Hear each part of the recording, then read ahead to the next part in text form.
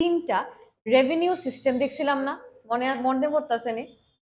Revenue system এটা আসতো, প্রথম আসলো, হ্যাঁ ভেরি গুড। আচ্ছা, পার্মানেন্ট সেটেলমেন্ট, এরপরে আসলো রেওয়াত সিস্টেম, এরপরে আসলো কিতা মাহালবাড়ি সিস্টেম। তো আমি জাস্ট একটু ব্রিফলি আগের ক্লাসটা একটু রিক্যাপ করে দিতেছি, এরপরে আমরা বিদ্রোহে বা রিভোল্টেড হব। পার্মানেন্ট সেটেলমেন্টে কি হয়েছিল? ফর দ্য ফার্স্ট টাইম যে রেভিনিউ আইব একটা সিঙ্গেল ল্যান্ড থেকে, ওইটারে পার্মানেন্টলি ফিক্স করে দেওয়া হইতেছে। শোনা যাইতেছে না? এখন শোনা যাইতেছে? এখন ঠিক আছে, ওকে। এর লেগে আমি, হ্যাঁ, ওকে ওকে।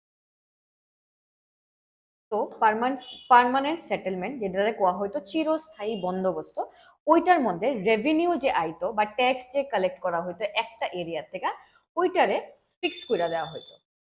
এইখানে দেখা গেছে মেইনলি ট্যাক্স কার থেকে কালেক্ট করা হইতো? জমিনদারদের কাছ থেকে।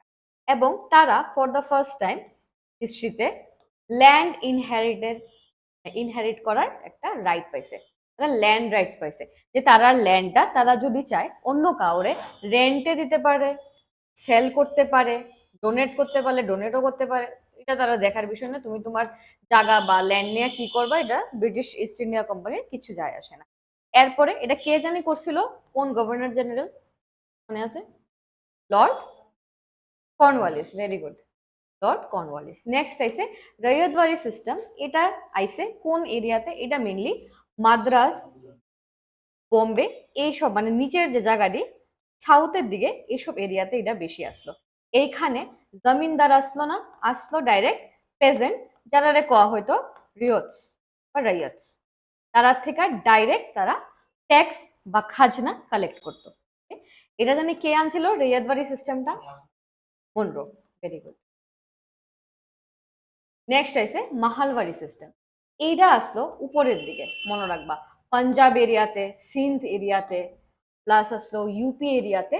এটা মাহালবাড়ি সিস্টেমটা আসলো। এটার মধ্যে একটা হোল ভিলেজ রে একটা রেভিনিউ ইউনিট বা একটা মাহাল হিসাবে কাউন্ট করা হতো। যেমন একটা ভিলেজ একটা রেভিনিউ ইউনিট।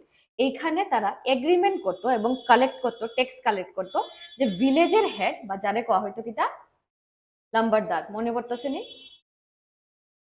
হালবাড়ি সিস্টেম এটা কে আনছিল জানি?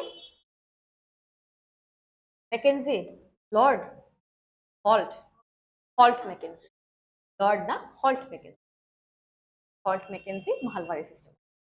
তো এটা গেল প্রেজেন্ট মুভমেন্টে কি কি আমরা রেভিনিউ সিস্টেম লাস্ট ক্লাসে দেখছি। আজকে আমরা শুরু করুন, যে আমি আগের ক্লাসেও কইছিলাম যে আমরা প্রেজেন্ট মুভমেন্টে দুইটা স্টেজে ভাগ করতে পারি। একটা হয়েছে প্রি রিভোল্ট 1857 এর, মানে সিপাহী বিদ্রোহের 1857 এর আগে একটা, সিপাহী বিদ্রোহের আগে আরেকটা হচ্ছে পোস্ট, মানে সিপাহী বিদ্রোহ বা রিভোল্ট অফ 1857 এর পরে একটা বিদ্রোহ। এই প্রি বা স্টার্টিং এর এইজে বা ফার্স্ট স্টেজে, ইনিশিয়াল স্টেজে যেসব বিদ্রোহ বা রিভোল্ট দেখা গেছে, ওইটা মেইনলি ফোকাস করতো কি উপর? জমিনদারের উপর, আর রেভিনিউ এবং ট্যাক্সের উপর। তার মেইন পারপাস আসতো কিভাবে আমরা ট্যাক্সটা কমাইতে পারি, তারা ল্যান্ডটারে কিভাবে বাঁচাইতে পারি, ল্যান্ড কনফিক্স মানে ল্যান্ডটা জবরদস্তি তোমার থেকে কনফিক্স করে নেওয়া যায় হইব, মানে ছিনতাই করে নিয়ে যাওয়া হইব, অকশন করে দেওয়া হইব, ওইটার থেকে আমরা কেমনে এটারে বাঁচাইতে পারি, এটাই আসলো তারা মেইন এইম, স্টার্টিং এর যে রিভোল্টসটি আসলো। এরপরে এটা আসলো স্পন্টেনিয়াস আপরাইজিং, মানে একটা সিঙ্গেল কারণে হইতেছে, অনেক কিছু পুঞ্জীভূত হইতেছে না, জাস্ট ট্যাক্সের লেগা বা ল্যান্ড অকশন হইতেছে বা ল্যান্ড রাইটস নাই, ওইটার লেগা মেইনলি হয়। লিডাররা আসলো লোকাল লিডার, লিডার মানে গ্রামের ধরো সরপঞ্চ যারে কয়, বা যারা গ্রামের হেডম্যান, তারা মেইনলি লিড করতো। এবং একটা সেন্ট্রাল লিডারশিপ আসতো না, ঠিক আছে? সেন্ট্রাল লিডারশিপ আসতো না, একটা সিঙ্গেল লিডার আসতো না। ওই সময় লিডাররা একদম ছড়ায় ছিটায় আসলো। আর ব্রিটিশরা এটারে দেখতো, ব্রিটিশরা এটারে দেখতো as law and order issue, তারা এটারে বিদ্রোহ হিসাবে নিত না, তারা ভাবতো ছোট জায়গাতে যখন কৃষকরা বা অনেক ফার্মাররা একত্রিত এরকম কিছু কিছু প্রবলেম হইব, তারা এটারে মিয়ারলি ল অ্যান্ড অর্ডারের সমস্যায় দেখছে। নেক্সট সেকেন্ড ফেজ যখন শুরু হইলো, মানে 1857 এর পরের যে ফেজটা, ওইটাতে ফার্মাররা বা পেজেন্টরা ডাইরেক্ট ফরেন প্ল্যান্টার আর মানি ল্যান্ডারের টার্গেট করা শুরু করে। তখন তারা বাইরের থেকে যেসব মানুষরা, ব্রিটিশরা মেইনলি, এবং যারা মহাজন, যারা সুদের বিনিময়ে চওড়া দামে মানে হাই রিটার্ন ট্যাক্সে তারা যারা পয়সা দেয় বা টাকা দেয়, তার বিরুদ্ধে ডাইরেক্ট টার্গেট করতো তারারে। মেইনলি পেজেন্টরাই মানে এইটার প্রাইমারি ফোর্স আসলো।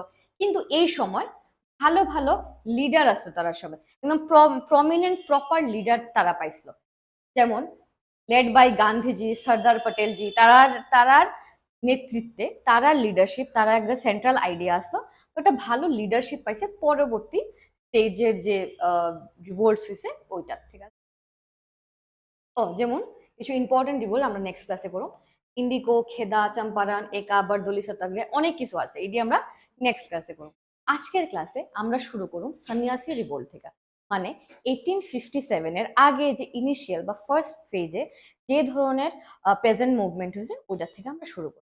এই সন্ন্যাসী মুভমেন্ট বা সন্ন্যাসী রিভোল্ট শুরু হয়েছে 1717 থেকে, আরে সরি 70 থেকে, এটা গেছে কত 1820 অব্দি। চিন্তা করো কত দশক, 50 বছর প্রায়, বা 5টা ডেকেড। এটা অনেক লম্বা চলছে, বাট এটার মধ্যে কিছু পিক পয়েন্ট আসলো, কিছু মিডিয়াম পয়েন্ট আসলো, মানে কন্টিনিউয়াসলি চলছে না বা চলতে আসলো এরকম।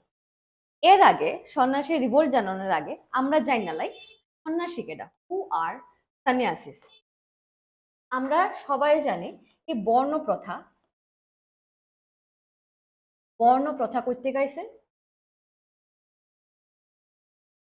মনুস্মৃতির থেকে, আমরা সবাই জানি। তো মনুস্মৃতি এই পুরা সোসাইটিরে 4টা ভাগে ভাগ করছে, সবাই জানে এটা, ব্রাহ্মণ, ক্ষত্রিয়, বৈশ্য, শূদ্র। ওকে, তো ব্রাহ্মণরার কাছে, ব্রাহ্মণ যে ইয়েটা আছে, এই ব্রাহ্মণরা, তারা যেমন কিছু প্রিভিলেজ আসতো, আবার কিছু রেস্ট্রিকশনও আসতো, ঠিক আছে। কি কি রেস্ট্রিকশন আসতো? তারা মেইনলি থাকতো রিডিং, টেক্সট, পড়াশোনা, এরপরে তারা টিচিং করতো, তারা পূজা পাঠ করতো, এডিতে তারা আসতো। কিন্তু তারার কাছে কিছু প্রবলেম হয়েছে, তারা কোনো বাই সেল জব করতে পারতো না, ঠিক আছে। এরার পরেও আইয়ে কেডা, সন্ন্যাসীরা, ব্রাহ্মণের পরে আইয়ে সন্ন্যাসী। তারা কিতা ফলো করে? তারা ফলো করে অ্যাসেটিজম বা অ্যাসেটিক, তারা রেখা।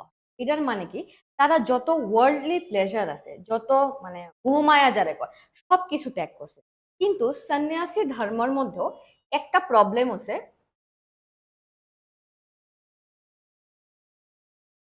সন্ন্যাসী যারা ওয়ার্ল্ডলি সব প্লেজার তারা ত্যাগ করে দিছে, তারা কোনো মোহমায়া নাই, তারা এই লাইফস্টাইলে কিছু রেস্ট্রিকশন আছে। কি রেস্ট্রিকশন? প্রথম, তারা কিছু ওন করতে পারতো না, মানে তার কাছে কোনো ল্যান্ড বা কোনো জায়গা জমি, কিছু অ্যাসেট বলতে তারা কিছু ওন করতে পারত, কোনোখানে কোনো জব করতে পারতো না, কারোর কাছে কোনো চাকরি করতে পারতো না। নেক্সট হইছে ফ্যামিলি, ফ্যামিলি ওরিয়েন্টেড তারা থাকতো না, ফ্যামিলির লগে রিলেশন থাকতে পারতো না। তারা কি করতে লাগবো? তারা সেলিবেসি মেনটেন করতে লাগবো।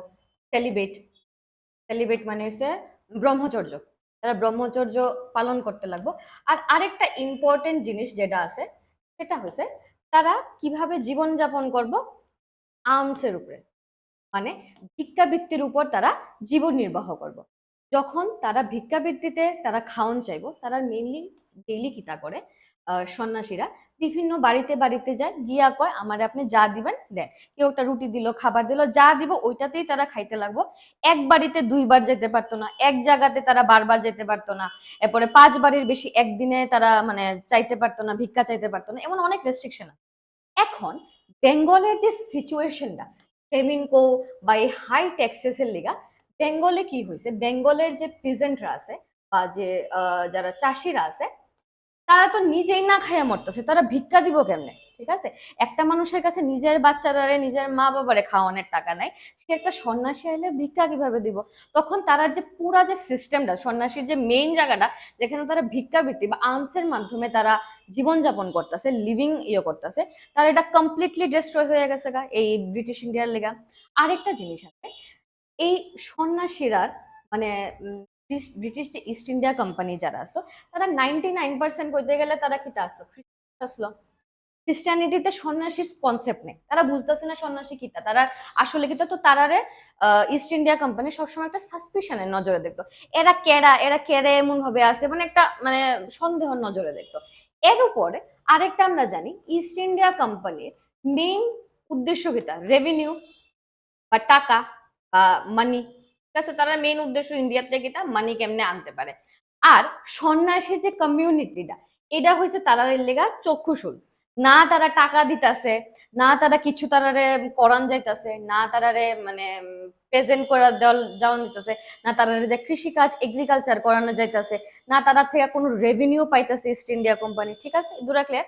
তো এই যে ক্লাসটা, এটা লিটারালি একটা ওয়েস্ট অফ এনার্জি আসলো ইস্ট ইন্ডিয়া কোম্পানির লেগা। ঠিক আছে, তো তারা সবসময় এরার থেকে কিভাবে ট্যাক্স, তার উপরে কিভাবে ট্যাক্স ইম্পোজ করা যায়, তারার থেকে কেমনে তারা মানি বা টাকা নিতে পারে, এটার ধান্দায় থাকতো।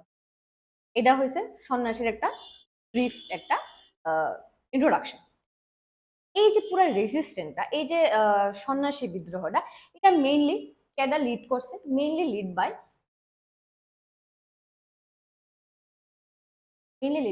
হিন্দু বংশ, যারা কয় সন্ন্যাসী, plus Muslim Fakir.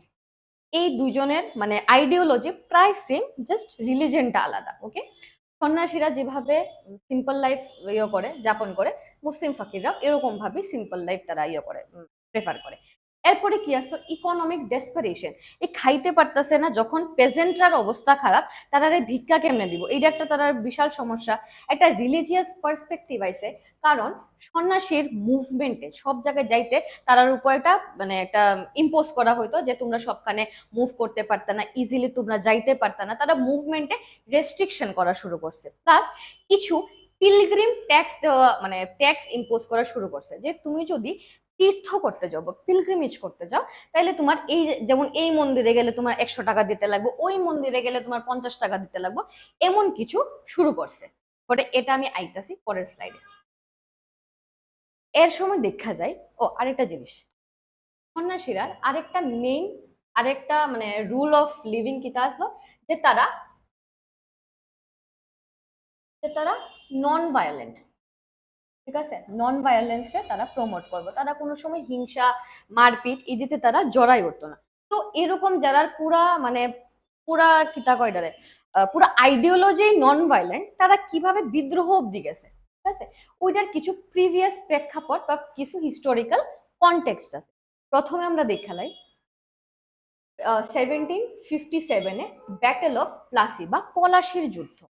Battle of প্লাসিতে কি হয়েছে, for the first time east India company তখনই ওকে আসলো, কেউ জানো, গভর্নর জেনারেল ইয়োর সময় ব্যাটেল অফ প্লাসিতে অনলাইনে কেউ, ব্যাটেল অফ প্লাসি বা পলাশির যুদ্ধে গভর্নর জেনারেল কে আসলো, নিওয়ান? ওকে, ব্যাটেল অফ প্লাসি বা পলাশির যুদ্ধে ইস্ট ইন্ডিয়া কোম্পানির গভর্নর জেনারেল আসলো রবার্ট ক্লাইভ। ওকে, ক্লাইভ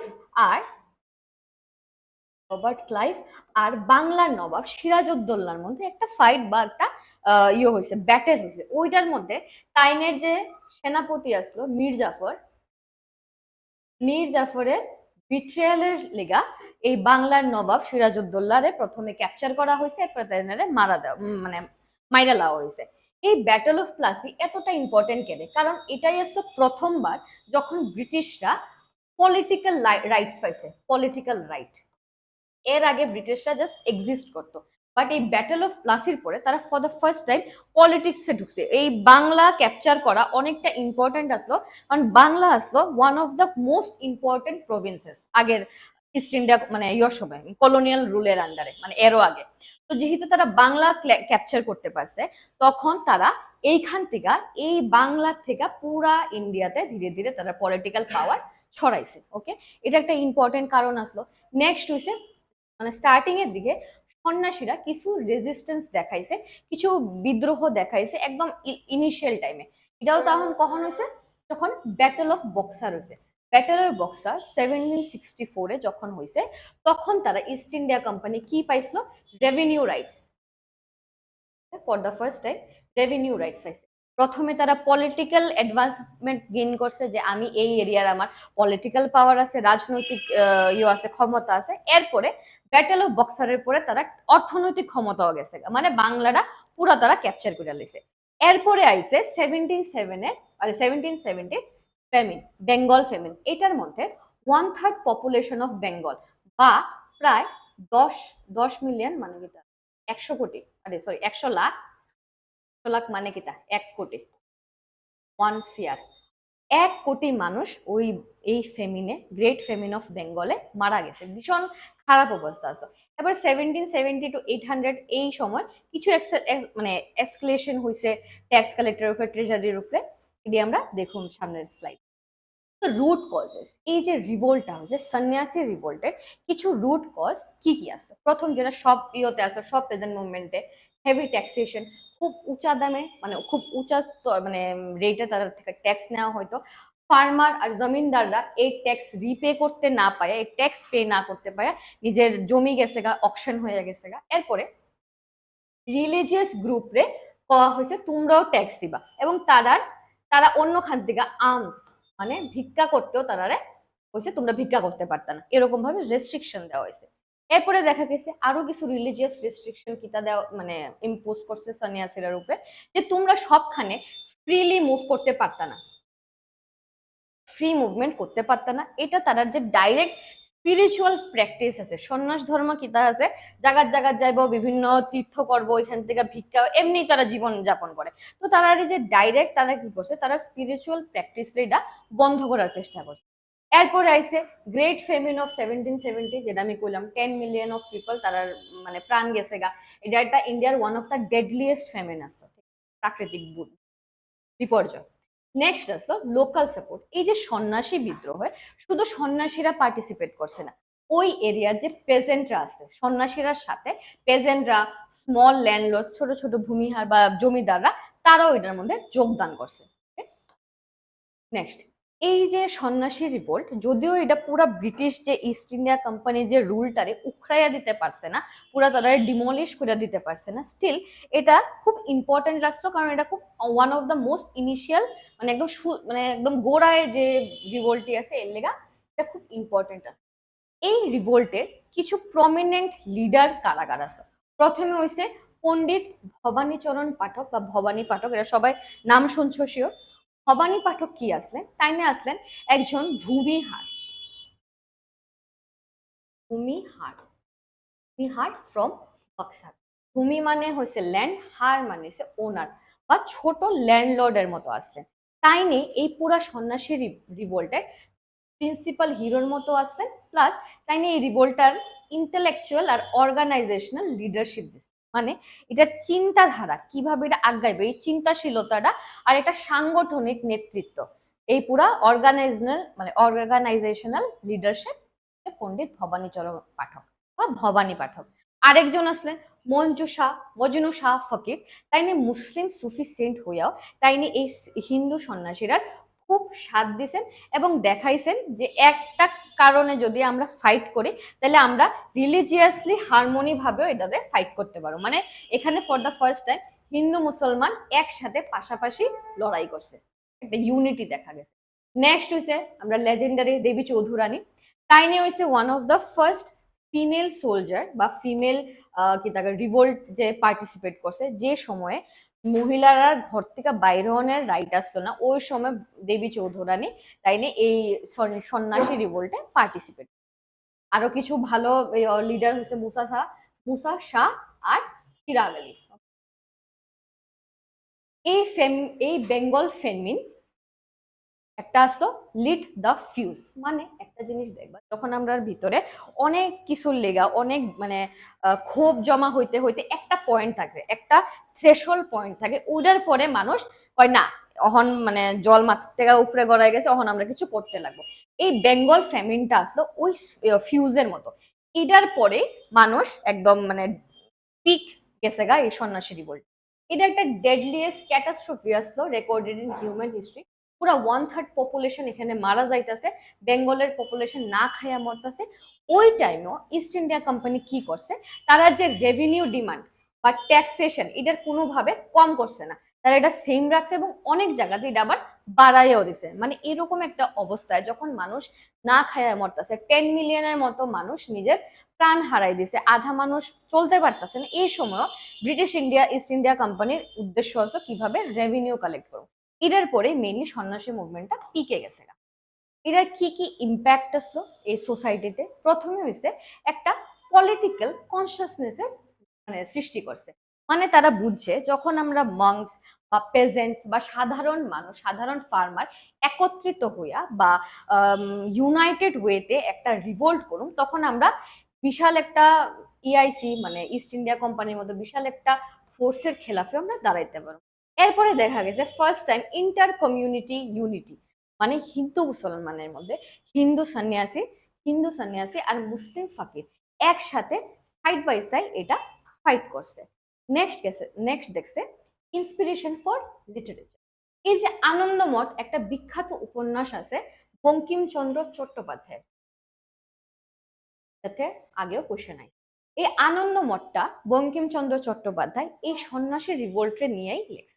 যদি কারোর নোবেল পড়তে ভালো লাগে তো এই নোবেলটা পড়া দেখতে পারো, খুব সুন্দর একটা নোবেল।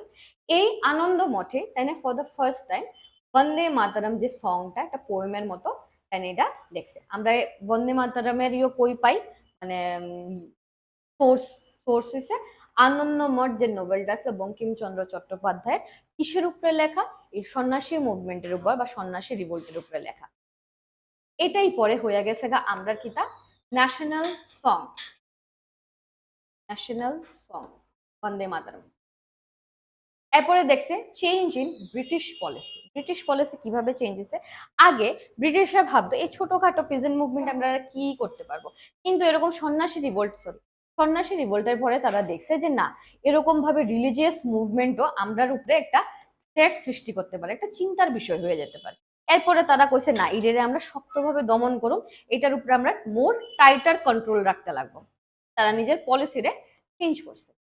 আউটকাম, যেহেতু সন্ন্যাসীরা কিতাই আর বেশি করে লেতে পারবো, কিছু মেবি ডিস্ট্রেস করতে পারবো, বাট এর লেগা ব্রিটিশরা তো উখায় ফেলতে পারতো না। এটারে খুব ইজিলি তারা, নট ইজিলি বাট এটারে খুব মানে তাড়াতাড়ি দমন করে লাইছে বা মিটিগেট করে লাইছে। কিভাবে? মিলিটারি ক্যাম্পেইনের মাধ্যমে সশস্ত্র ভাবে তারা এটারে দমাইছে। নেক্সট করছে মাস অ্যারেস্ট। এই যে সন্ন্যাসী বা তারার সাথে যে ফলোয়াররা আসলো বা যারা হেল্পার আসলো তারারে অ্যারেস্ট করে কারাদণ্ডে পাঠানো হয়েছে। অনেক লিগাল মেজারও তারা নিছে এই সন্ন্যাসী মুভমেন্টারে ডিসম্যান্টেল করালে। বাট এই সন্ন্যাসী মুভমেন্টটা কি করছে, ফিউচারের যে ফকির রেবেলিয়ন বা মুসলিমরার যে রিভোল্টটি, ওইটার পথটা ক্লিয়ার করে দিছে বা তারারে ইন্সপিরেশন দিছে যে তোমরাও করো, তোমরাও করতে পারবা। এবং এটার পরে অনেক ট্রাইবাল মুভমেন্টও দেখা গেছে ইন্ডিয়াতে, ইস্টার্ন ইন্ডিয়াতে। মানে এই সন্ন্যাসী মুভমেন্টটা কারে ইন্সপায়ার করছে? ফকির রেবেলিয়ন আর ট্রাইবাল রিভোল্টসটিরে ইন্সপায়ার করছে, উৎসাহিত করছে। Next, pave way for the larger revolt, একটা বৃহত্তর একটা সংগ্রামের লেগে রাস্তাটা ক্লিয়ার করে দিছে। একটা কালচারাল মেমোরি সৃষ্টি করছে, যে আমরা প্রিভিয়াস ইয়ারে বা অনেক বছর আগেও আমরা এরকম ভাবে একটা রিভোল্ট করছি, মেবি এটা সফল হয়েছে না, বাট এটা আমরা আবার করুম, আরো বেটার ভাবে করুম, সো দ্যাট আমরা এবার ব্রিটিশরা ইন্ডিয়া থেকে ভাগাইতে পারবো। এরকম একটা কালচারাল মেমোরি এটা ক্রিয়েট করছে। এরপরে এটা প্রুফ করছে রিলিজিয়াস আর ইকোনমিক গ্রিভিয়েন্স, মানে ধার্মিক এবং অর্থনৈতিক যে কষ্টটি সবাই ভুগতেছে, এটা ইউনিফাই করছে বিভিন্ন কমিউনিটির, যেমন হিন্দু মুসলমানের মধ্যে, কারণ তারা দুটা কমিউনিটির একটাই গোল আছে যে তারা যাতে রিলিজিয়াস ফ্রিডম থাকে, প্লাস তারা যাতে ইকোনমিক এক্সপ্লয়টেশনটা কম হয়। এর দূর আসলো সন্ন্যাসী রিভোল্ট। কারোর কোনো কোয়েশ্চেন? বুঝছো? নেক্সট আমরা শুরু করতেছি তাহলে পাগলপন্থী রিভোল্ট বা মুভমেন্ট। এটার মেইন লিডার কে আসলেন? প্রথমে আসলাম করম শাহ, অনেক বইয়ে করিম শাহ আছে, দুটোটাই কারেক্ট,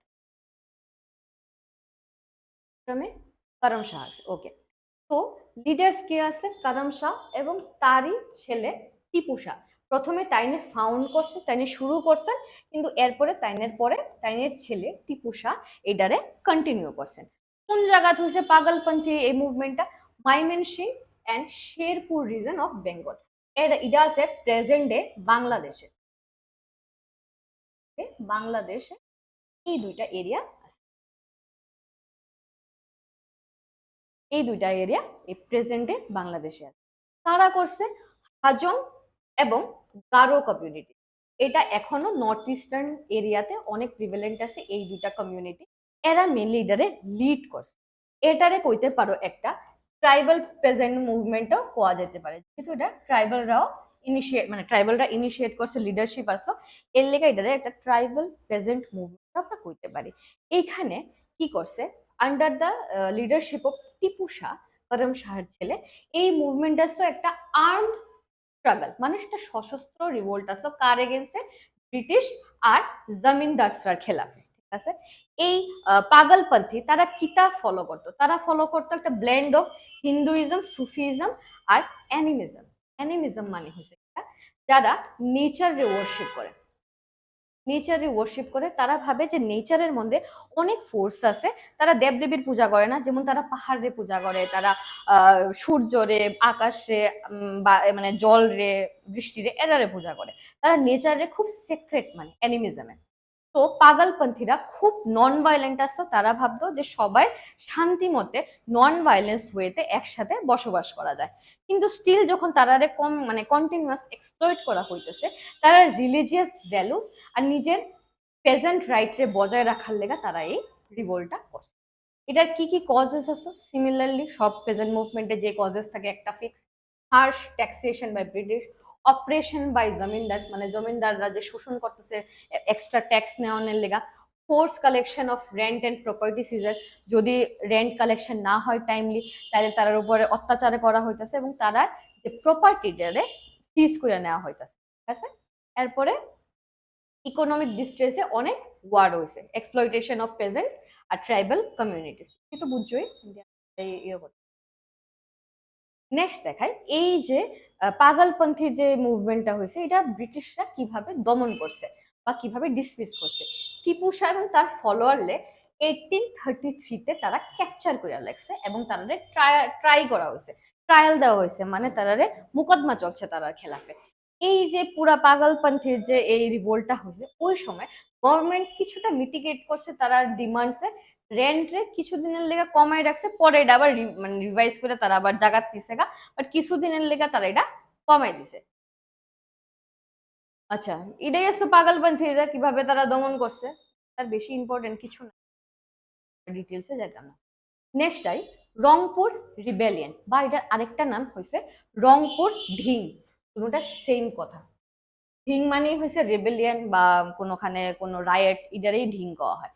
তো রংপুর রিবেলিয়ন এটা আসলো রংপুর ডিস্ট্রিক্ট অফ বেঙ্গল, কোন ইয়ার, 1783 অ্যারাউন্ড। এই রংপুর ডিস্ট্রিক্ট অফ বেঙ্গলে এই মানে এই বিদ্রোহ বা রিভোল্টটা হয়েছে।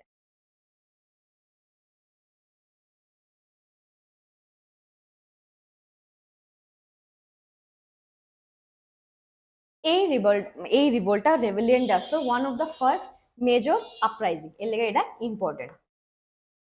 নেক্সট এটারও কজেস কি আসলো, প্রথম হচ্ছে যেটা সবইতে common, heavy taxes, heavy taxation and by tax collector and corrupt officials, এটা আমি আইতাছি। এক্সপ্লয়টেটিভ ল্যান্ড রেভিনিউ সিস্টেম, এই যে বেঙ্গল বা উড়িষ্যা এরিয়াতে যে আমরা পার্মানেন্ট সেটেলমেন্টের কথা কই, এরও আগে কিতা আসলো, ইজারি বাড়ি। ইজারি বাড়ি, ইজারি বাড়ি সিস্টেমে কি করছে,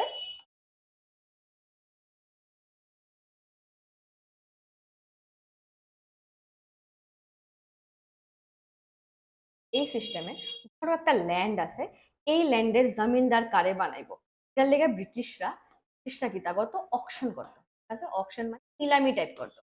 যেমন ধরো এই ব্রিটিশরা কইছে এই জমিন থেকে কে আমারে কদ্দুরা ট্যাক্স বা রেভিনিউ কালেক্ট করতে পারবা। ধরো আসলো PQR, পিএ কইছে আমি এই এরিয়া থেকে আপনার 10 টাকা আইনা দিব, মানে রেভিনিউ কালেক্ট করুম।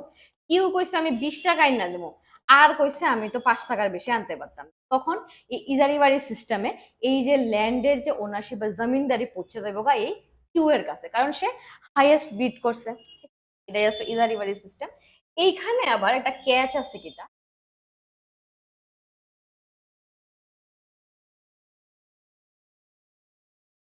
এখানে আবার একটা ক্যাচ আছে, যে ধরো এই এরিয়া থেকে যে কিউ টাকাটা নিব, সে তো ব্রিটিশরে দিব কত, 20 টাকা, 20 টাকা ডাইরেক্ট দিয়ে দিব ব্রিটিশে।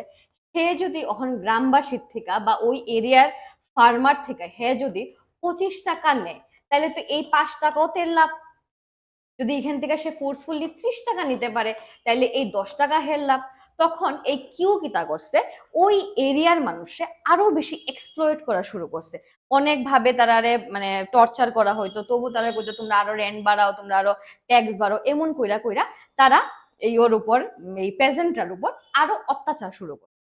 প্লাস ওইখানের যে মানুষরা, ওইখানের যে গভর্নমেন্ট অফিসিয়ালরা, তারাও মাঝে মাঝে আয়া কইতো আমারে তুমি ব্রাইব দাও, নেলে তোমার ইজারি বাড়ি সিস্টেমের যে ট্যাক্সটা এটার আমি বাড়াই দেবো। তারাও একটা করপ্ট আসলো, ওইখানে মানুষের আরো শোষণ হইতো। ঠিক আছে, নেক্সট আসলো কিতা, ন্যাচারাল ডিজাস্টার।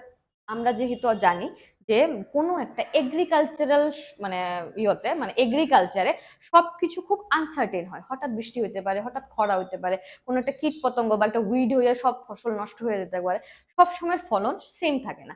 যখন একটা ফ্লাড বা ড্রট বা বন্যা বা খরা হয়, তখনও তারা মানে রেন্টে কোনো রেহাই পাওয়া হয় না, ট্যাক্স কম করানো হয় না, revenue debt payment as it is থাকে। তো ওইটাও একটা কারণ আসলো ল্যান্ড ললেসনেস এন্ড করাপশন। ওইখানে যে এরিয়াতে তারা অলরেডি এত হাই দামে, ধরো ইজারি বাড়ি সিস্টেম বা এনি ওয়েতে তারা ট্যাক্স দিত প্রেজেন্টরা, ইটার উপরে ট্যাক্স কালেক্টর বা মিডলম্যানরা আবার টাকা দিতে লাগতো। এরপরে ব্রিটিশ অফিসিয়াল আয়া করাপ্টেড যারা, তারা এগোতো আমরা আরো আরো তুমি ব্রাইব দো বা জিনিস দো, বা তারা জিনিসপত্র নিয়ে যেত গা, অনেক সময় গরু মহিষ ছোট ছোট বাচ্চা এদিকে নিয়ে যেত গা, অনেক অনেক ভাবে তারা করাপশন করতো। এরপরে আসলো উইক অ্যাডমিনিস্ট্রেশন। ঠিক আছে, বেঙ্গলের যে এত রিচ এরিয়া, এত ওয়াইড, এত বড় এরিয়ারে প্রপারলি অ্যাডমিনিস্ট্রেট করা, শাসন করার মতো তারা তখন সুপারভাইজার ক্ষমতা আসলো না। এর লিগা এই যে কি তা কয়, এই যে করাপশন চলছে, এই যে ব্রিটিশ অফিসাররা যে করাপ্ট করতেছে, ওইটারে অ্যাডমিনিস্ট্রেট বা সুপারভাইজ করারও তার কাছে কোনো উপায় আসলো না। নেক্সট, এই রংপুর রিভোল্টে স্টার্টিং এর ইনিশিয়াল স্টেজেস কিটা আসলো, এটা লেড বাই এটার লিডার আসলো মজনু শাহ। আর্লি স্টেপে মানে জানুয়ারি 1783 মানে আর্লিয়ার স্টেজে পেজেন্টরা কি করছে, এই কাকিনা পরগনা অফ রংপুর, রংপুর একটা এরিয়া যে কাকিনা পরগনা আছে, ওইটার কাছারি, কাছারি মানে অফিস, ছোট ছোট ব্রিটিশরা অফিস থাকতো। এটার মধ্যে বেশি একটা ছোট অফিসে কি পুরা ব্রিটিশের ইয়ে থাকবো, মানে পুরা মিলিটারি সবাই তো থাকতো না, ছোট ছোট অফিসে তারা 2-3 জন অফিসিয়াল থাকবো, মেবি 3-4 জন গার্ড থাকবো, এর দূরেই থাকে। তখন এই ছোট ছোট অফিসে বা কাছারিতে কিছু ডকুমেন্টস থাকতো, এই যে ল্যান্ড রেভিনিউ নিয়ে সবকিছু নিয়ে ডকুমেন্টস থাকতো, কে টাকা দিছে দিছে না সবকিছু তারা নথিভুক্ত থাকতো বা ডকুমেন্টেড থাকতো। তখন রিভোল্টসরা বা রেবেলরা কি করছে, এই কাছারিতে গিয়া ফর দ্য ফার্স্ট টাইম তারা অ্যাটাক করছে। এরপরে ওই কাছারির যে অফিসিয়ালরা আসলো, এই কাছারিতে গিয়া তারা কি করছে, যেটা কইলাম রংপুরে গিয়া তারা রেকর্ড, এই যে ডকুমেন্ট আছে এটা পুইরা নিছে, এবং যে অফিসিয়াল আছে এই ছোট ছোট কাছারিতে যে 1-2 জন অফিসার আছে, এটারে তারা খেদাই দিছে। কারণ অবভিয়াসলি তারা যদি 15-20 জনও যদি আইয়ে মানে প্রেজেন্ট, তো 4-5 জন রে সরাইতে কিতা, হ্যাঁ ছোট ছোট জায়গার 4-5 জন অফিসার রে সরাইতে কিতা, তো তারা সরাই দিছে বা ড্রপ আউট বা খেদাই দিছে। এরপরে জানুয়ারিতে শুরু হয়েছে, ফেব্রুয়ারির দিকে এই যে রিভোল্টটা এটা পৌঁছা গেছে 15K, 15,000 মানুষ, 15,000 পেজেন্ট এটাতে যোগদান করছে। জাস্ট ইমাজিন, প্রথমে জানুয়ারিতে এটা যা শুরু হয়েছে, কাছারি তারা ক্যাপচার করছে, রেকর্ড ফুরা রয়েছে, অফিসাররা খেদাই দিছে। জানুয়ারির পরে ফেব্রুয়ারি পরের মাসে এই পুরা রেভোল্টটা 15,000 পেজেন্টরা মানে জয়েন করছে। নেক্সট আমরা দেখুন থার্ড ফেজে কিটা হয়, বাই মার্চ, কি করছে, এই রেভোল্টটা পুরো পিকে গেছে গা। বাই মার্চ মানে নেক্সট মান্থ পুরা পিকে গেছে গা এই রেভোল্টটা, এই বিদ্রোহটা। এই স্প্রেড, এই যে রংপুর রিভোল্টটা উইদিন উইক পুরা রংপুর ডিস্ট্রিক্টে একদম বেশিভাবে তাড়াতাড়ি ছড়াই গেছে গা। কিন্তু এই রিভোল্টটাতেও কোনো ইউনাইটেড বা একত্রিত ভাবে কোনো লিডারশিপ, সেন্ট্রাল লিডারশিপ বা ক্লিয়ার আইডিওলজি আসতো না। কিন্তু এখানে প্রথমবার দেখা গেছে একটা স্ট্রং অ্যান্টি কলোনিয়াল, মানে ব্রিটিশদের বিরুদ্ধে একটা মানে ফিলিং বা একটা মনোভাবনা। সাপ্রেশন, এটারে কিভাবে সাপ্রেস করা হয়েছে? প্রথমে তারা এই কাছারিতে বা ছোট ছোট এরিয়াতে দিনাজপুর দিনাজপুর পূর্ণিয়া এরিয়ার থেকে কিছু ট্রুপস পাঠাইছে, ভাবছে অল্প ট্রুপস দিয়া হয়ে যাবো, কিন্তু এরপরে দেখা গেছে এটা কোনো বেশি একটা লাভ হয়েছে না। এরপরে তারা আইসে না, এটারে আমরা রুথলেসলি সাপ্রেস করতে লাগবো, খুব নৃশংস ভাবে এটারে আমরা সাপ্রেস করতে লাগবো। বড় আর্মি আনছে আইনা ওইটারে কিভাবে দমন করছে, ভিলেজ যে রংপুর এরিয়ার যে ভিলেজ আছে পুরাটারে পুইরা নিছে, ক্রপস যে ফসল তারা ফরাইছে এটারে পুরো ডেস্ট্রয় করে দিছে, গুডস সবার বাড়িতে যে ভালো ভালো জিনিসপত্র আছে সবকিছু তারা লুটটা নিছে। এবং মেনি রেবেলস, এই যে 15,000 যে রেবেল তারা যে অ্যাড করছে তার মধ্যে অনেকরে তারা মাইরাই লেছে এই আর্মিরা আছে। এই সাপ্রেশনটা পুরা 83 পুরা ইয়ারটা চলছে। Next, aftermath and reforms, কি কি হয়েছে এই ইয়ার পরে, এই রংপুর রিভোল্টের পরে? ইজারিবারি সিস্টেমটা এটা টেম্পোরারিলি পুরো অ্যাবলিশ হয়ে গেছে, কারণ ততক্ষণ এটারে বন্ধ রেখে তারা পার্মানেন্ট সেটেলমেন্ট কেমনে আনবো কি আনবো এটা নিয়ে তারা ডিসকাস করা শুরু করছে। বাট পরে এখান থেকে যা যে যে রিফর্মস শুরু হয়েছে, কিছু কিছু রিফর্মস করছে তারা, ইডি পরে আবার রিভার্স করে দিছে। লং টাইম ইডি নেক্সট, আচ্ছা দেখা দেয় ইডি হচ্ছে টেম্পোরারি কিছু, লং টাইম কিতা হয়েছে যে রেবেলিয়ানরা ভাবছে যে আমরা প্রেজেন্ট হইয়াও এরকম একটা বিশাল শক্তিরে আমরা উইক করে দিতে পারো, তার বিরুদ্ধে আমরা দাঁড়াইতে পারো। নেক্সট আইসে ফারাইজি মুভমেন্ট। এই যে রংপুর রিভোল্টটা ইডে ব্রড কোয়েশনের লেগে এতটা ইম্পর্টেন্ট না, শর্ট কোয়েশন পাইতে পারে।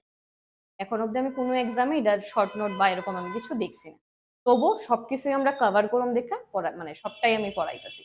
নেক্সট আইতেছে ফারাইজি মুভমেন্ট বা অনেকে এটারে ফারাজি মুভমেন্ট।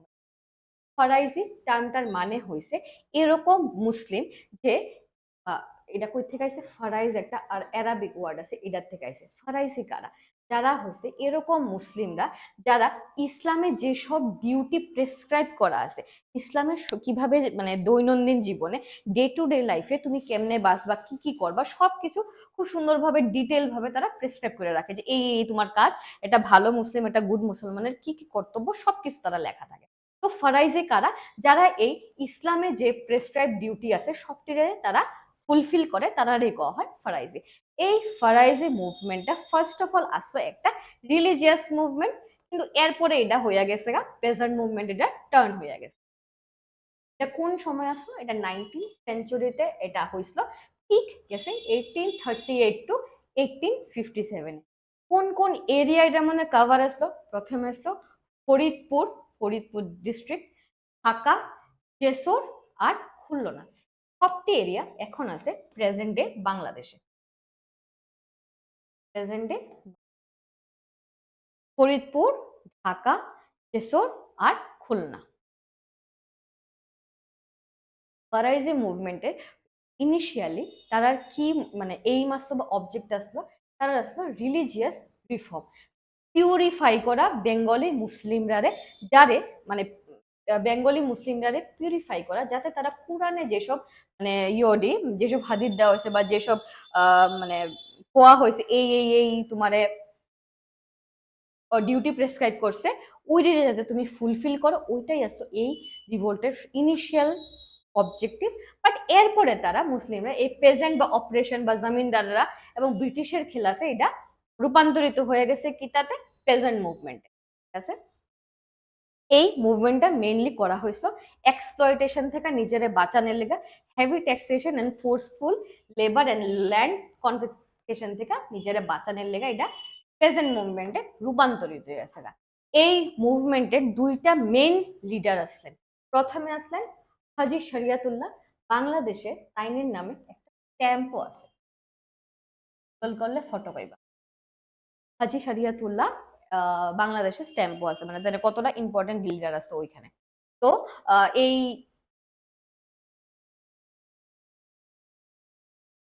এক হইছে দুই, এক হইছে হাজি হাজি শরিয়তুল্লাহ, আরেকজন লিডার হইছে দুদু মিয়া, তাইনেরই ছেলে। হাজি শরিয়তুল্লাহ যখন এই মুভমেন্টটা করছেন, মানে ফরমেশন করতে, এই ফারাইজি মুভমেন্টটা যখন তাইনে ফাউন্ড করছেন, তাইনের মেইন উদ্দেশ্য আসলো ইসলামিক রিভাইটালাইজেশন, মানে ইসলামিক যে মতভিত্তিতে কিভাবে পুনর্জীবিত করানো হয় এটারে তাইনে প্রথম প্রাথমিক উদ্দেশ্য আসলো। তাইনে চাইছিলেন যে রিলিজিয়াস পিউরিটি যাতে হয়, সোশ্যাল মানে মুসলিম পেজেন্টরা,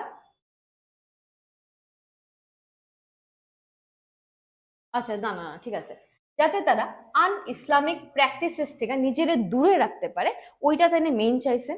বাট এরপরে তাইনের পরে হাজি হাজি শরীয়তুল্লাহ 1840-তে মারা যাওয়ার পর তাইনের ছেলে দুদু মিয়া কি করছে, এই রিলিজিয়াস মুভমেন্টটারে পেজেন্ট মুভমেন্টে কনভার্ট করে দিচ্ছে।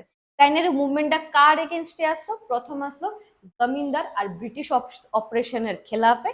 এরপরে তাইনে কইছে ইলিগাল ট্যাক্স আর ল্যান্ডলর্ড অথরিটির খেলাফেও তাইনে ফাইট করছে।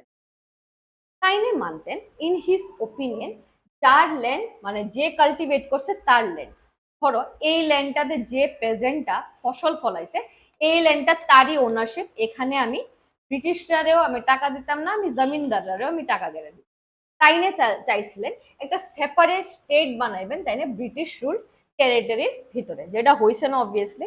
কিন্তু এই মুভমেন্টটারে কিভাবে দমন করা হয়েছে, এই দুদু মিয়া বা যে লিডার আসলো তাইনেরে কলকাতার আলিপুর জেলে ইমপ্রিজন বা কারাদণ্ডে পাঠানো হয়েছে। যদিও তাইনেরে পরে 1859-এ আবার রিলিজ করা হয়েছে, আবার তাইনেরে অ্যারেস্ট করা হয়েছে, আবার অ্যারেস্ট করা হয়েছে 1860-তে। আর একবার ব্রিটিশ শাসিত রাষ্ট্রে বা ইস্ট ইন্ডিয়া কোম্পানির রুলের আন্ডারে যখন তুমি ইয়তে যাইবা, কি কয়, কারাদণ্ডে বা ইমপ্রিজনমেন্ট হইবা, মানে তোমার উপরে অনেক ফিজিক্যাল টর্চার হইব, স্বাভাবিক কথা। তো ওই ফিজিক্যাল টর্চারের লিগাই মেবি বা এটা কেউ মানে কোনোখানে ক্লিয়ারলি কোয়া নাই, দুদু মিয়া 1862-তে একটা এজ অফ 42 আর 44 এরকমই আসলো, 42 না 44 এই এজে তাইনে খুব কম বয়সে মারা গেছে। তাইনে মারা যাওয়ার পরে এই মুভমেন্টটা পুরা স্টপ হয়ে গেছে। এরপরে আইছে নারকেল বেরিয়া আপরাইজিং। ওকে, নারকেল বেরিয়া আপরাইজিং এটা একটা ইম্পর্টেন্ট রিভোল্ট। এটার মেইন জায়গা হয়েছে ওয়েস্ট বেঙ্গল, এটা হয়েছে যেটা নাম নাম দেখেই বুঝবা। আর এটা লিডারকে মীর নিথার আলী, মীর নিথার আলী, যার আরেক নাম হয়েছে টিটু মীর। মীর নিথার আলী আরেকটা নাম হচ্ছে টিটু মীর। টিপু শাহজানি কেডা আসলো? উষা মনে আছে নি? হুম হুম হুম হুম হুম, কে কে কে? পাগলপন্থী, ইয়েস, পাগলপন্থী, ভেরি গুড। এটা একটু কনফিউশন লাগে, জানি না তোমরা লাগে না, আমার লাগতো, এর লাগে আমি দুটোটারে একসাথে পড়তাম। তো নারকেল বেরিয়া আপরাইজিং এর মেইন লিডার হয়েছে মীর নিথার আলী, বা যারা কমনলি আমরা কই টিটু মীর বা তিতু মীর। তাইনে মুসলিম টেনেন্টসরা বা মুসলিম পেজেন্টরা লিড করছে কিসের খিলাফে? এই ল্যান্ডলর্ডরার অপারেশন খিলাফে, ব্রিটিশ ইন্ডিগো প্ল্যান্টার্স খিলাফে, নীল চাষি, নীল রে যারা কওয়া হয়তো ব্লু গোল্ড, ব্লু গোল্ড, এটা এটা নেক্সট ক্লাসে সুন্দর হয় পড়বো, ব্লু গোল্ড, নীল রে কওয়া হয়তো।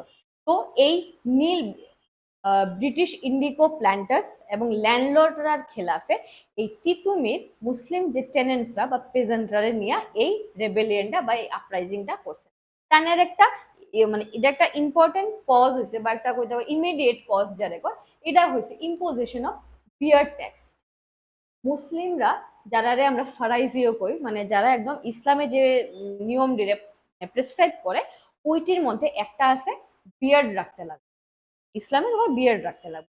ব্রিটিশরা কি করছে, এই বিয়ার্ডের উপরে, এই দাড়ির উপরে ট্যাক্স করা শুরু হয়েছে, যারা বিয়ার্ড রাখবো তার উপরে একটা ট্যাক্স রাখছে। তো এই ট্যাক্সের কারণে, এই বিয়ার্ড ট্যাক্সের কারণে ওই নারকেল বিরিয়া আপরাইজিংটা হয়েছে। তাই নিয়ে একটা স্পেশালিটি হয়েছে, তাই নিয়ে ব্যাম্বু ফোর্টেস ক্রিয়েট করতেন বা বাঁশের কেল্লা, বাঁশ দিয়ে তিনি একটা ফোর্ট ক্রিয়েট করতেন, বানাইতেন। ওইটাই হইতো তাইনে বেস অফ অপারেশন, এই আপরাইজিং ওইখান থেকে তাইনে পুরাটা গাইড করতেন।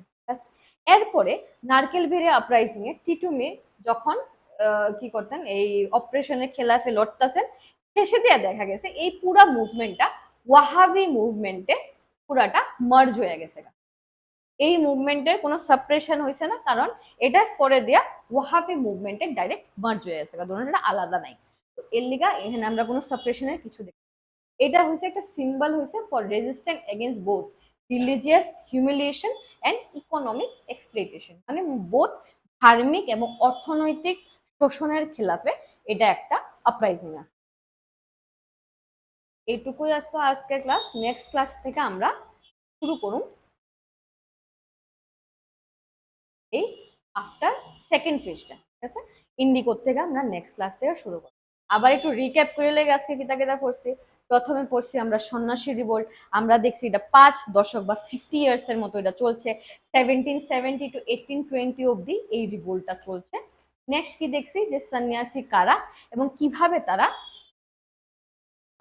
সন্ন্যাসীরা নিজের কোনো জিনিস ওন করতে পারতো না, কোনো জব করতে পারতো না, ফ্যামিলির সাথে কোনো রিলেশন রাখতে পারতো না, সেলিবেসি বা সেলিব্রেট হতে, ব্রহ্মচর্য করতে মানে ব্রহ্মচর্যে থাকতে লাগবো, নন ভাইলেন্স থাকতে লাগবো, কোনোভাবে মানে ফিজিক্যাল অ্যাগ্রেশনে তারা যুক্ত হইতে পারতো না, ভিক্ষাবৃত্তি বা আর্মসের মাধ্যমে তারা নিজের জীবন নির্বাহ করতো। কিন্তু এই যখন বাংলার অবস্থা খুব খারাপ হয়ে যায়, প্রেজেন্টের অবস্থা যখন এই ট্যাক্সেশনের লেগে খুব খারাপ হয়ে যায়, তখন তারা ভিক্ষা কই করবো, তারা ভিক্ষা করতে পারতেছে না, তারা বাঁচবো কেমনে, এটার লেগেও সন্ন্যাসীরা রিভোল্টে নেমে গেছে। সন্ন্যাসী রিভোল্টে শুধু সন্ন্যাসীরা বা হিন্দু মংসা একলা আসলেন না, তার সাথে মুসলিম ফকিররাও মানে সাথে একসাথে কাঁধে কাঁধ মিলায় তারাও রিভোল্ট করছে। এটা রিলিজিয়াস পার্সপেকশন আসতো, সব জায়গায় তারা যাইতে মানা করা হইতো, তারা মুভমেন্ট তারা রেস্ট্রিক্ট করার চেষ্টা করা হইতো। এটি আসতো কিছু ইম্পর্টেন্ট কজেস। এবং এরপরে দেখলাম হিস্টোরিক্যাল কনটেক্সট কি আসলো, ব্যাটেল অফ প্লাসি, মেইন যে পলাশির যুদ্ধে 1757-এ পলিটিক্যাল পাওয়ার পাইছে east India company under Robert Clive, governor general কি আসলো, রবার্ট ক্লাইভের আন্ডারে প্রথমবার পলিটিক্যাল পাওয়ার গেইন করছে ব্রিটিশ ইন্ডিয়া কোম্পানি। এরপরে আইসে ব্যাটেল অফ বক্সার, যখন আসলো এটা বাই মীর কাসিম, শাহ আলম আর কেডা বললা সুজা উদ্দৌলা, এই তিনজনের খেলাফে ব্যাটেল অফ বাক্সার হয়েছে। এই সময়ের পরে রেভিনিউ রাইট বা কর আদায় করার যে অধিকারটা এটাও নিয়ে গেছে গা ইস্ট ইন্ডিয়া কোম্পানি। এরপরে 1770 দ্য গ্রেট বেঙ্গল ফ্যামিন হয়েছে, মুছেই দিই দেখতেও কেমন লাগতেছে। 1 CR বা 10 মিলিয়নের মতো মানুষ মারা গেছে এই ফেমিনে। এরপরে আছে 1780-তে কিছু কিছু রেজিস্ট্যান্স দেখা গেছে। কি কি কারণ আসলো, হেভি ট্যাক্সেশন, মানে রিলিজিয়াস যারা ফকির সন্ন্যাসী তারার উপরেও ট্যাক্স পে, তারা থেকে কেমনে টাকা নিতে পারে এটার উপরে তারা অনেক জোর দিচ্ছে ব্রিটিশরা। এরপরে তারা আর্মস ক্রিয়েট মানে কালেক্ট করতে, ভিক্ষাবৃত্তি করতে আটকাইতেছে, তারা সবখানে ফ্রিলি মুভ করতে দিতেছে না, পিলগ্রিম করতে তারা থেকে টাকা নেওয়া হইতেছে। এরপরে দেখা গেছে এই সন্ন্যাসী বলতে প্রেজেন্ট এবং ল্যান্ডলর্ডরাও এই সন্ন্যাসীরার সাথে যোগদান দিছে। লিডার কে আসলো, ভবানীচরণ পাঠক, মজনু শাহ ফকির, দেবী চৌধুরানী, মুসা শাহ আর চিরাগ আলী, এটা কিছু প্রমিনেন্ট লিডার। আরো আসলো বেঙ্গল ফ্যামিন, তো বুঝছই 1/3 পপুলেশন যে মারা গেছে, এটার মধ্যে খুব বাজে একটা দুর্ভিক্ষ আসতো ওই সময়। নেক্সট কি কি ইম্প্যাক্ট হয়েছে, প্রথমে দেখছে পলিটিক্যাল একটা কনসিয়াসনেস আমরা ক্রিয়েট হয়েছে, ইন্টার কমিউনিটি ইউনিটি দেখা গেছে, প্রথমবার হিন্দু মুসলিম একটা কমিউনিটির মধ্যে একতা দেখা গেছে। আনন্দ মঠ থেকে প্রথমবার আমরা বন্দে মাতারমের পাইছি, উৎস পাইছি, যেটা লেখছেন কে, বঙ্কিমচন্দ্র চট্টোপাধ্যায় বা চ্যাটার্জি। ব্রিটিশ নিজের পলিসি চেঞ্জ করে দিছে। এটার কিভাবে এটার সাপ্রেস করা হয়েছে, মিলিটারি ক্যাম্পেইনের মাধ্যমে, মাস অ্যারেস্টের মাধ্যমে আর কিছু লিগ্যাল মেজারের মধ্যে সন্ন্যাসী রিভোল্টারে পুরোপুরি বন্ধ করে দেওয়া হয়েছে। নেক্সট দেখতেছি আমরা পাগলপন্থী। পাগলপন্থী কে কে আসতো, শুরু কে করছে, লিডার আসলো করম শাহ বা করিম শাহ, অনেকখানে আছে করম শাহ বা করিম শাহ, তাইনের ছেলে টিপু শাহ। টিপু শাহ এটা একটা ট্রাইবাল প্রেজেন্ট মুভমেন্টও পাওয়া যায়, মেইনলি কোন জায়গাতে, মাইমেনসিং আর শেরপুর এরিয়াতে এটা মেইনলি আছে। কোন কোন ট্রাইব করছিল, Hajong tribe and Garo tribe এটা মেইন করছে। এটি নর্থ ইস্টের খুব প্রমিনেন্ট ট্রাইবস।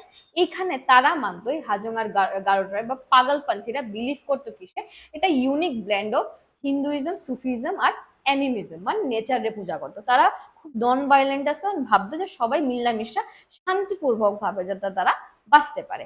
কিন্তু এই পুরা পাগলপন্থী যে মুভমেন্ট, এটা মেইনলি কি করছে, নিজের রাইটস রে প্রোটেক্ট করার লেগে এবং তারা রিলিজিয়াস ভ্যালুস রে প্রোটেক্ট করার লেগে করছে। কজেস দেখছো, হার্শ ট্যাক্সেশন, অপারেশন, এরপরে collection of rent and property seizure, এটি আসলে কিছু ইম্পর্টেন্ট কজেস। ব্রিটিশরা কিভাবে এটারে দমন করছে বা সাপ্রেস করছে টিপু শাহ এবং তার ফলোয়ারে 1833-তে অ্যারেস্ট করে নেওয়া হয়েছে, কারাদণ্ডে তারা ট্রায়াল করা হয়েছে, কিছু রেন্ট রিডাকশন করছে, পরে দিয়ে আবার তারা বাড়াই লেছে। রংপুর মুভমেন্ট প্রথমে কই দেখা গেছে? Rangpur district, same name, easy to remember, Rangpur district of Bengal 1783-তে প্রথম দেখা গেছে। এটার মেইন কজেস কি আসলো? হাই ট্যাক্সেশন, অনেক উচ্চ দামে ট্যাক্স কালেক্ট করা হতো, এক্সপ্লয়টেশন, ইজারিদারি সিস্টেমের মাধ্যমে যে জমিনদার বা ট্যাক্স কালেক্টর আছে তারার মাধ্যমে মানে তারার দ্বারা খুব বেশি অপারেশনের শিকার হইতো পেজেন্টরা। ওইটা একটা কারণ আসলো। ন্যাচারাল ডিজাস্টার, ফ্লাড বা ড্রটের কারণে যদি ফসল নষ্ট হয়ে যায় তবু তারা রেভিনিউ থেকে কিছুই কম করতো না। ললেস এন্ড কারাপশন, এত হাই ট্যাক্স দেওয়ার পরেও ব্রিটিশ অফিসাররা তারারও ব্রাইব চাইতো, তারারও ঘুষ দো, এরকম ভাবে তারা ফোর্স করতো। উইক অ্যাডমিনিস্ট্রেশন, ওই সময় এই বেঙ্গল এরিয়ারে প্রপার শাসন বা অ্যাডমিনিস্ট্রেট করার মতো মানুষ আসলো না, সুপারভিশন করার মতো মানে তার কাছে ক্ষমতা আসলো না। নেক্সট আর্লি আউটব্রেক, যেটা আমি কইলাম প্রথমে জানুয়ারিতে শুরু হয়েছে, ফেব্রুয়ারিতে এটা 15,000 অব্দি পেশেন্ট এটা যোগদান করছে, আর মার্চে এটা পুরো পিকে গেছে, পিক একদম হাইয়েস্ট ইয়েতে আসলো। এটা রেবেলিয়নটা led by Majnu Shah. Next spread কিভাবে হয়েছে? মানে উইদিন উইক পুরো রংপুর ডিস্ট্রিক্টে এটা স্প্রেড হয়ে গেছে। এখানে ইনিশিয়ালি তারা কিছু ট্রুপস এবং দিনাজপুর পূর্ণিয়া এরিয়াতে কিছু ট্রুপস পাঠায় ভাবছে এটা দমন করে দেব, কিন্তু যখন দেখছে এটার মানে লেভেলটা তো হিউজ, তখন তারা আর্ম ভাবে এটা রুথলেসলি মানে সাপ্রেশন করছে, পুরো আর্ম মানে আর্ম সাপ্রেশন যারা কয়, মানে সশস্ত্র ভাবে আর্মি দিয়ে এটারে সাপ্রেশন করা হয়েছে। কিভাবে? ভিলেজ রে পুরা বার্ন করে দেওয়া হয়েছে, ক্রপস রে ডিস্ট্রয় করে দেওয়া হয়েছে, গুডস রে লুটটা নেওয়া হয়েছে, ঠিক আছে, লুট করা হয়েছে। মেনি রিবেল রে, অনেক ধরনের যে রিভোল্ট মানে রেবেলস আছে তারারে মাইরা দেওয়া হয়েছে। নেক্সট গেল, নেক্সট হচ্ছে ফরাইজি মুভমেন্ট। ফরাইজি হচ্ছে একটা অ্যারাবিক টার্ম, যেটা হচ্ছে ফরাইজ থেকে, যার মানে হচ্ছে ইসলামিক ডিউটি, মানে ইসলামের যে ডিউটি প্রেসক্রাইব করা হয় মানুষে, ওইটি যারা মানে ঠিকভাবে মেনটেন করে ফলো করে তারাই কওয়া হয় সচ্চা মুসলমান বা ফরাইজি। ঠিক আছে, যেমন কি কি আছে, যেমন প্রেয়ার করতে লাগবো, নামাজ পড়তে লাগবো, ফাস্টিং রোজা রাখতে লাগবো, জাকাত বা আর্মস ব্রিগেড খেরাত যারা কয় খেরাত দিতে লাগবো। কোন কোন এরিয়াতে আসলো? ফরিদাপুর, ঢাকা, জেসর, খুলনা। নেক্সট ফরাইজি মুভমেন্ট প্রথমে রিলিজিয়াস ছিল, পরে এটা সোশ্যাল মুভমেন্টে ট্রান্সফার হয়ে আসে। নেক্সট কে কে আসলো এটা লিডার? প্রথমে আসলো হাজি শরিয়তুল্লাহ, তাইনের নামে একটা বাংলাদেশের স্ট্যাম্প অব্দি আছে। তাইনে চাইছিল ইসলামিক রিভাইটালাইজেশন বা পুনর্জীবিত করা। তাইনে কইছিল যে আন ইসলামিক প্র্যাকটিসেস থেকে মুসলমানরা, বেঙ্গলি মুসলমানরা যাতে দূরে থাকে। টাইনের পরে দুদু মিয়া এই রিলিজিয়াস মুভমেন্টারে প্রেজেন্ট মুভমেন্টে ট্রান্সফার করে দিছে, মানে রূপান্তরিত করে দিছে। কবে? তাইনের মৃত্যুর পরে, শরীয়তুল্লাহ হাজি শরীয়তুল্লাহ মারা যাওয়ানোর পরে তাইনের ছেলে এইটার লিডারশিপ করছে। কিসের খেলাফে তাইনে মানে এই রিভোল্টটা করছে? ইললিগাল ট্যাক্সেস, ল্যান্ডলর্ড অথরিটির খেলাফে। তাইনে ভাবতেন দুদু মিয়া কি ভাবতেন? যার এরিয়াতে যে কাল্টিভেট করে, যে চাষে, তারই সেই এরিয়া। পরে কি হয়েছে? তাইনারে ইমপ্রিজন কারাদণ্ডে পাঠানো হয়েছে কলকাতা আলিপুরে। 59-এ রিলিজ করা হয়েছে, আবার রিঅ্যারেস্ট করা হয়েছে 60-তে, আবার ছাড়া হয়েছে। কিন্তু এত ব্রুটাল ইয়ের পরে তাইনে 62-তে আলটিমেটলি খুব কম বয়সে মারা গেছেন। তাইনে মারা যাওয়ার পরে এই পুরা মুভমেন্টটা স্টপ হয়ে গেছে। এরপর আইলো লাস্ট নারকেল বেরিয়া আপরাইজিং। এটা মেইনলি কই হয়েছে? ওয়েস্ট বেঙ্গলে। এটা লিডার হয়েছে মীর নিথার আলী বা টিটু মীর যারে কয়। তাইনে মেইনলি মানে যে মুসলিম টেনেন্টস বা পেজেন্টরা আছে, চাষিরা আছে, তাইনেরে একত্রিত করছে কিসের খেলাফে, কিসের এগেনস্টে? এই ল্যান্ডলর্ডের অপারেশনের খেলাফে, ব্রিটিশ ইন্ডিগো প্ল্যান্টার্সটার খেলাফে। এই নারকেল বেরিয়া আপরাইজিং এর একটা ইমিডিয়েট ট্রিগারিং কজ কিটা আসতো? বিয়ার ট্যাক্স এবং ফরাইজেস বা মুসলিম যারা প্রপারলি ইসলাম ফলো করে তার উপরে যে বিয়ার ট্যাক্সটা তারা ইম্পোজ করছে ওইটার খেলাফে। তাইনে একটা বিশেষত্ব হয়েছে, একটা ফিচার্স হয়েছে, তাইনে ব্যাম্বু ফোর্টেস বানাইতো, যে যেখান থেকে তাইনে পুরো অপারেশনটারে চালাইতো। পরে দিয়া এই নারকেল বেরিয়া আপরাইজিংটা ওয়াহাবি মুভমেন্টের সাথে মার্জ হয়ে গেছে। এই মুভমেন্টটা আসলো কিসের খেলাফে? রিলিজিয়াস হিউমিলিয়েশন আর ইকোনমিক এক্সপ্লয়টেশন। এইটুকুই আসলো। কারোর কোনো কোয়েশ্চেন?